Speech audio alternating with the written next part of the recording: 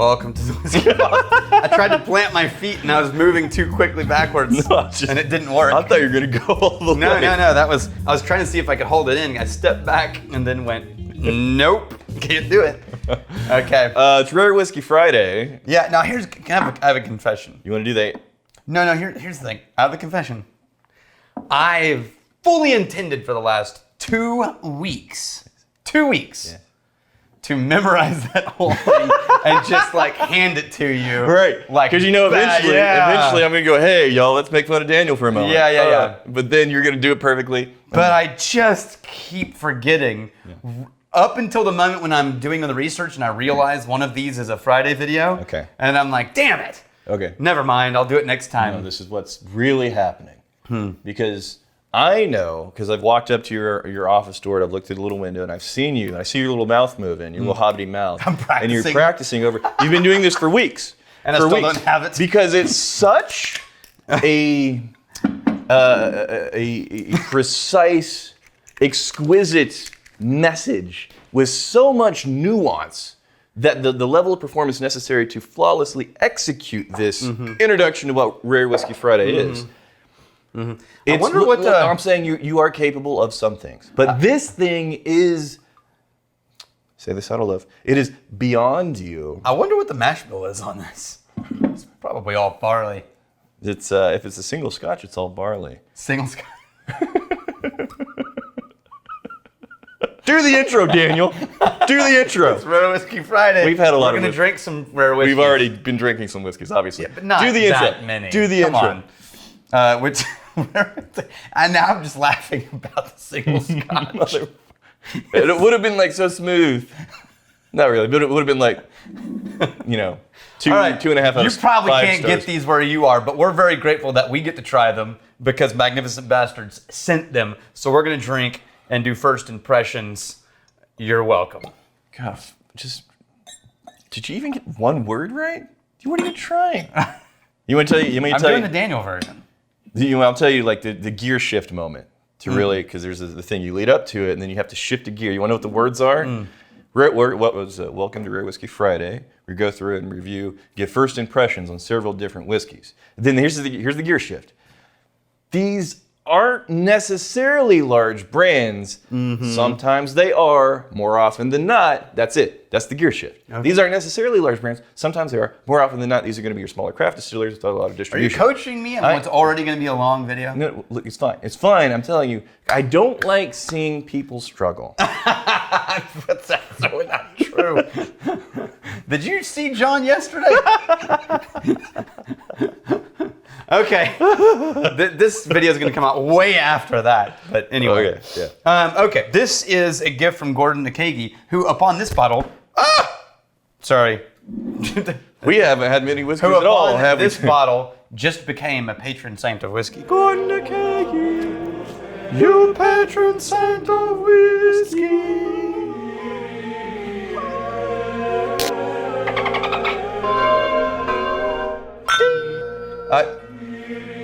Hold on a second. Wait, I'll give you a couple more. You ready? Spin, dickhole. My dad mentioned, does Rex know that this isn't ringing, right? Like, there's no point in moving it. It's the glass that's ringing. And that's such a comment from your dad. Of course that comes from your dad. He has no pomp and circumstance. Your father has no shit, Brad. But this makes it magical. This is the magic, Brad. Your hat's off kilter. You are so kerflummoxed. This is a rare. Well, we had a long day yesterday. Yeah. And I think it's finally catching up to both of us. Oh, by the way, we'll get to the whiskey. Yeah. We were doing a narrative episode on our other channel, The Whiskey Tribe. 7 hours of shooting. 7 hours of shooting. I was in character for so long doing this voice. Did you when you went home? I went home with my kids. I had been performing for so long. Hey boys, how was your day? I didn't know I was doing it. I had no idea. They like look at me funny. It's like, what's going on? You sit down on the couch, you're like, Brandy. This is really good. What did you put in these potatoes? Dad, you're creeping me out, man. It's like, I had no idea I was still doing the voice. Okay. This is Woodenville Bourbon. Okay. Right? So I recognize the brand. Right. Now, we've done Woodenville before. This is Washington, right? Okay. Washington whiskey. Yeah. This is a couple of guys. One of my favorite things, you'll appreciate this. Orland Sorensen and Brett Carlisle, when they, on our About Us page, they say, look, this isn't some 4-generation whiskey recipe. Right. This is a story about two friends who wanted to make whiskey. Okay. Yeah. Yeah. And they've won best in the U.S. at competitions of multiple whiskeys, multiple years. Fair enough. I think that's probably why I'm remembering this brand, because we've had a lot of freaking brands. If I remember one, more often than not, because it was exceptional. So I'm assuming I really like the things we had from them before. Right. So they won a bunch of awards, and I even remember the damn thing. This on the nose, though. Now, this is a bourbon. Yeah. Specifically 60.51%. It's a private select, Haggen Selected. Yeah. It is so Bourbony. bourbony and bright, though. It's like really, it's not ethanol sharp, but it... No, the proof does come through, for sure. The hotness you're gonna get on the nose, but it's. I think the hotness is the dominant note. Yeah. But I think there's still enough classic bourbon presence to make you recognize it. Yeah, this is definitely a bourbon. Absolutely. And I'm saying classic bourbon presence. I'm getting a bit of cherry, brown sugar, and honey on that nose. Oh, try it. Oh, Right? that's lovely. Yeah. It's oily. Yeah. The oakiness, almost like a honey molasses tea, oaky, syrupy type of deal. Yeah. Here's the thing. I'm going to venture a guess on why these guys keep winning awards. This is the first craft bourbon that I think, if someone told me this was a classic Big Brand Kentucky bourbon at barrel proof, I wouldn't be surprised. Yeah, right? I can see that. So if you're judging whiskeys and you're looking for bourbon and your background, what do you call it, foundation is, Kentucky bourbon, this is just classic, deep bourbon. These are traditional flavors. Yeah, but there's some honey sweetness in there. There is. But I'm going to say this, though. The same thing I was experiencing on the nose, I'm experiencing on the taste. Because the front leading thing I get is the alcohol hotness on the nose. Right. And then on the taste, it's impressive that all of these flavors keep up, but on the taste, I do get the alcohol hotness. I do too, but I also get this orange chocolate. Damn. You see what I mean? It's a really good whiskey. Yeah. Okay, next one is Bourbon 30 from Titans of Whiskey, Cat, Rajnay, and Chinga. And I think mostly the alcohol catches up on the finish because you have this big swell of rich, beautiful, traditional bourbon flavors. And then on the finish, that's where you feel like there's the alcohol still clinging on a bit longer than the notes. Go ahead. This is from Cat, Rajnay, and Shane Jeffcoat. Daniel, in the distance, do you hear that? I do hear it. Could it be? It is. You're not scared of the thunderous incoming violent act of Supreme? I'm busy with this bullshit.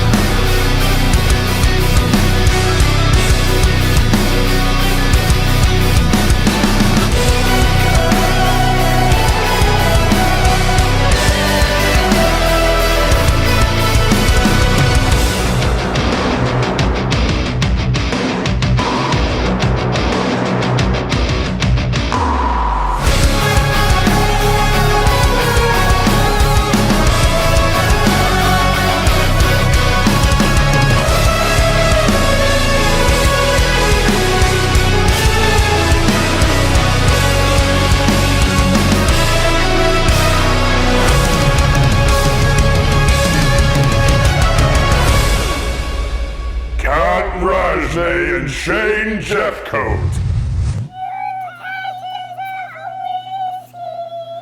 Cheers, you magnificent bastards! You're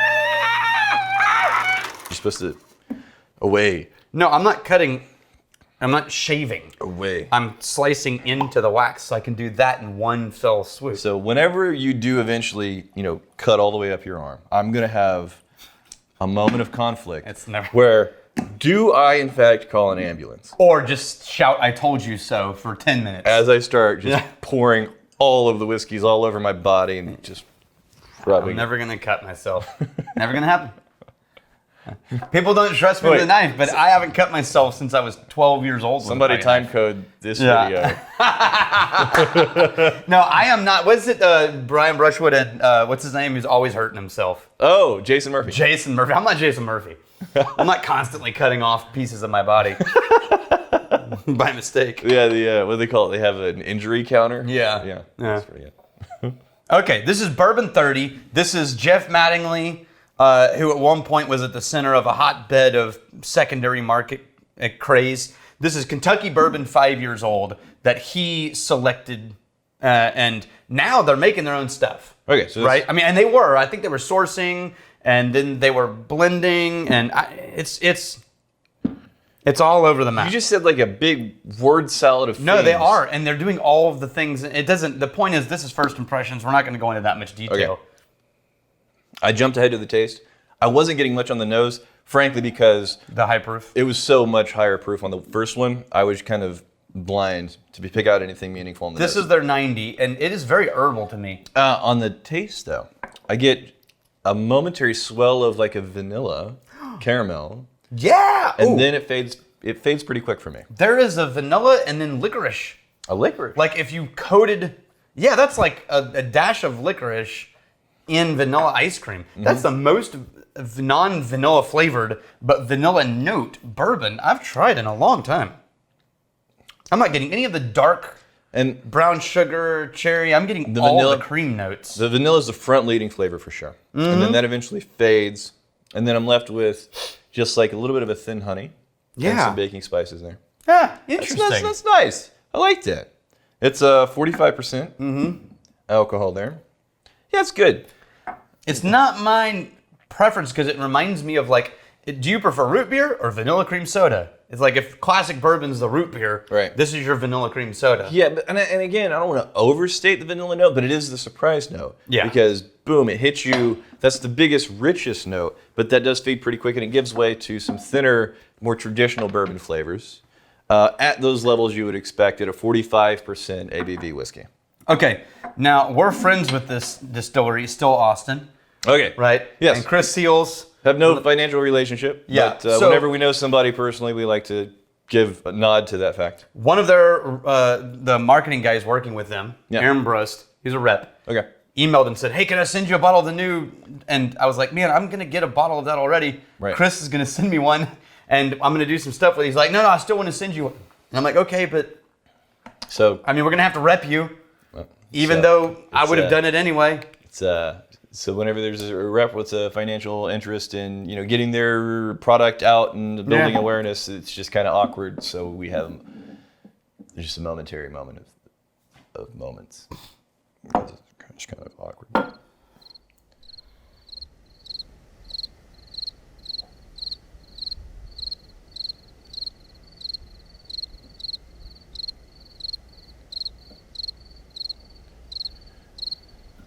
Okay. Okay, so this is their new Yeah.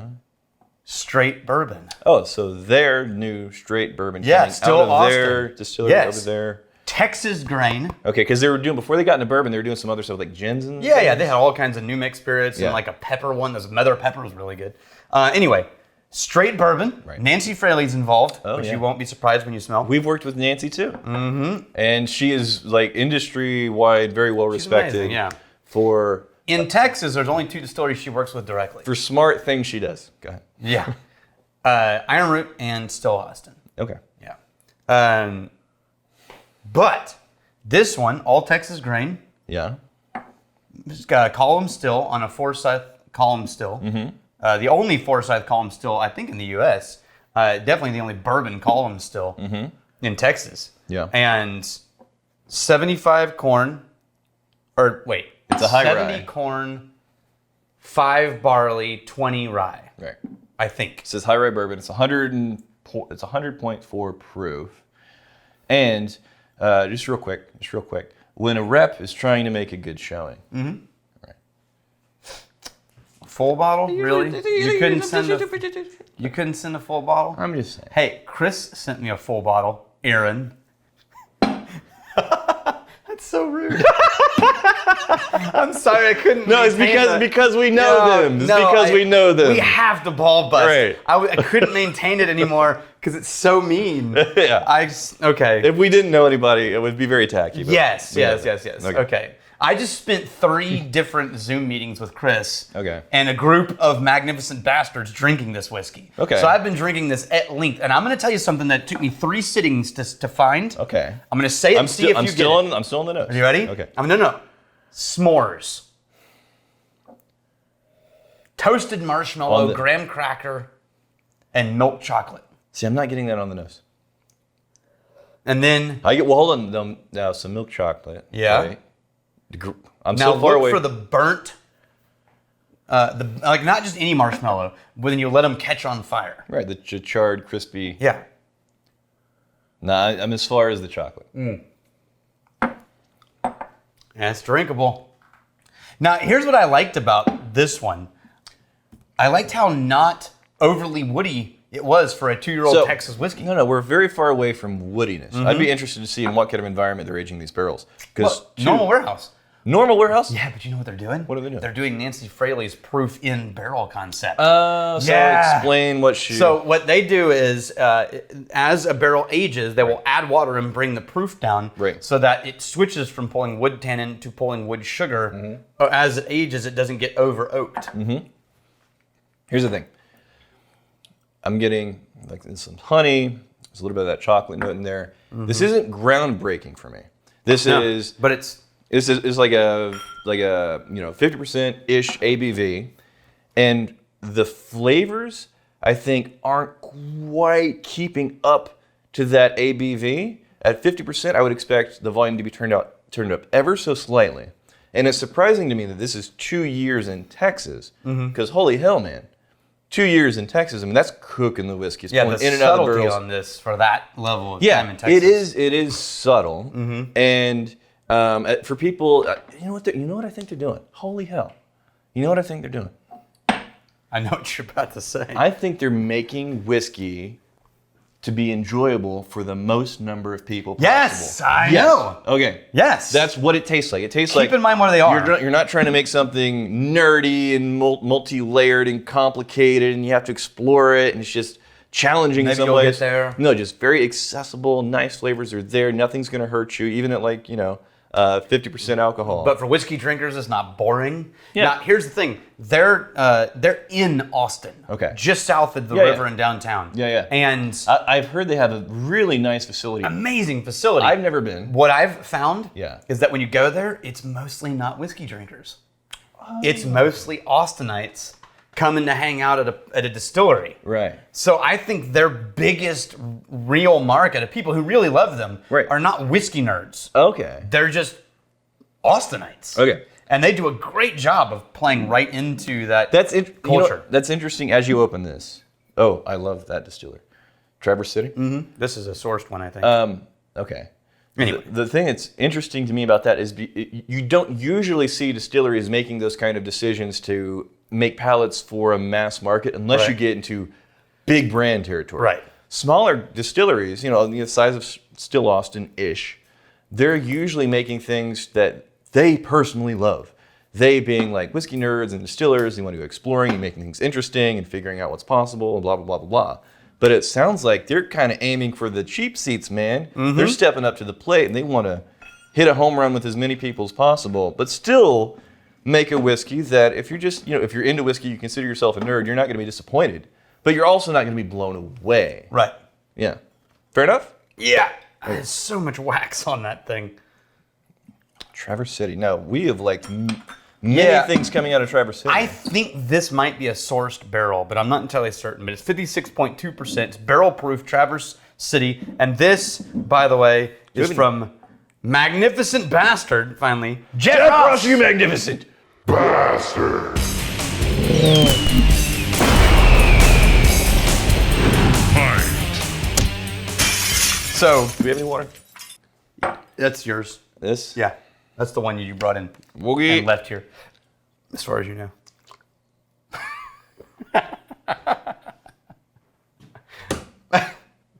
It's fine. Don't do it. I know you're gonna do it. I don't spit the water on me. If Rex catches the Rona, we know when it happened. That's right. Mark another thing to mark this video for. All right. You know what? It smells really mild for a 56%. Yeah. That's It's actually not even holding up to the Still Austin bourbon in the nose. I would say it's on par with the Still Austin on the nose. The level of flavor coming out of it, because that was like, 50% ABV, I think, Yeah. on the Still Austin. This It's is softer though. You see what I mean? maybe. Like it smells more like you're seeing it through a Gaussian blur. Like a fog. Right? Okay. Like a softening around the edges. I'm going in. Like it's morning soaps. I gotta watch my stories. I'm getting. Did you get that little zing of bitterness at the very end? I got a little zing. I don't know if I would characterize it as bitterness though. Yeah, it's like wood tannin bitter. Like woody. But at first, what did it do at first? That was confusing. We got like an herbal sweet tea. There was like a. I'm not gonna say the word. I'm not gonna say the word because There it's it not is. quite there. But it gave me a head fake that it was about to give me a nuttiness, but it didn't. Yeah. So like caramelized candied walnuts, right? That you get in the package. Yeah. But then there's this little zing, a little slight barrel wood ding. Brown sugar, I think, is the obvious note that we're not talking Yeah. about right now. Yeah, it's pretty classic, and overall, it's just bourbon. You know what? It's good bourbon. You know what? Here's the thing with bourbon that's very often, I'm not going to say frustrating because it's hard to get frustrated doing this as part of your livelihood. We don't get paid on this channel, but you know what I mean. So many bourbon makers, bourbon is such an established category that it feels like about 8 out of 10, or I could say 4 out of 5. Whiskey makers that are making bourbon, they're just going right for like the classic traditional. Those are the flavors I'm going to be, because they're so popular. Yeah. It's proven to It be. makes sense. Yeah, if you're trying to sell a product. But at this point, I think this is going to be a bourbon that a lot of people could really love because people just like bourbon in general. It's a very popular category, very, very popular flavor set when we're talking about the traditional classical flavor sets. But for you and me, the things that get us excited, it's the 20%. Where it's like, wow, this is a bourbon, but they really leaned into an interesting angle and direction of presentation. And to your point, that's not what we're supposed to be It's doing on not. this It's channel. like making- There are channels for that. Right. We're supposed to be trying to, as much as possible, approach from a new perspective, perspective. Simple. Well, and explaining it in relatively accessible terms, like too highfalutin. And that's the thing is, there was a comment recently that was like, oh, it's a bourbon. I don't even have to watch the video. It's got bourbon notes, like brown sugar. I know what these guys are going to say. And it's like, no, that's fair. It's because like 4 out of 5 times that's the case.